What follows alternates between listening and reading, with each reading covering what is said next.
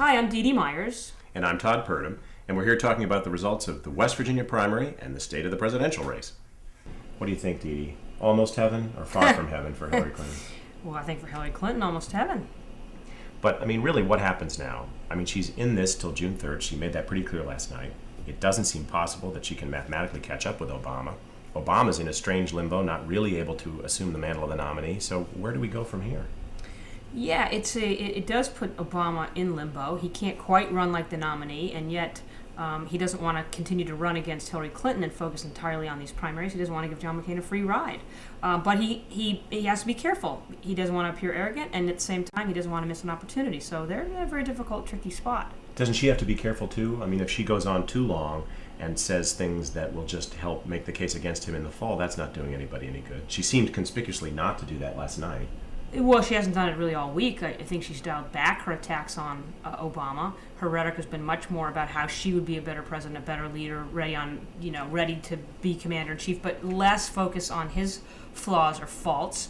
In a campaign that's gone on this long, don't you sort of think that if there was some big bombshell about him that the Clinton campaign could engineer to have dropped, it would have dropped a long time ago? Yeah, some story they know. Sure, if the Clinton campaign was in charge of it, but things do come out. But certainly there isn't even any smoke around Senator Obama, let alone fire. So I don't know what the hope is. But it does create. I do think the other thing about last night was that it showed some significant weakness on Senator Obama's part. He didn't just lose; he lost by 41 points.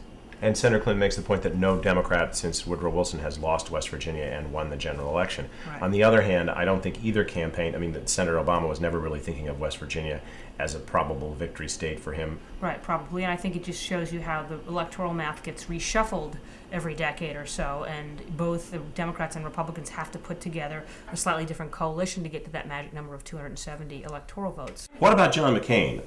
In one level, all this fratricide among the Democrats is good for him, but it's also, he's a little bit vulnerable on a number of questions. The other day when Senator Obama said he thought he'd lost his bearings, meaning he'd kind of lost his principles, the McCain campaign reacted as if Obama said he'd lost his marbles and was somehow too old to be president. Right, and they ended up injecting the age question into the conversation where it hadn't been before. They really seem to be on a hair trigger about that. Right. Clearly they're worried about it. And in fact, recent polling shows that more Americans are willing to say they think that Senator McCain's age is an issue, not necessarily a disqualifying issue, but an issue, than have said that Senator Clinton's gender or Senator Obama's race is an issue. So they're obviously sensitive about it. They're eager to get going. They want to engage Senator Obama. They want to get out there. They want to start the general election campaign, and it's put them in the cooler a little bit too, waiting for the Democrats to figure out what in the heck is going on and how do we end this and move forward. So on we go. See you soon.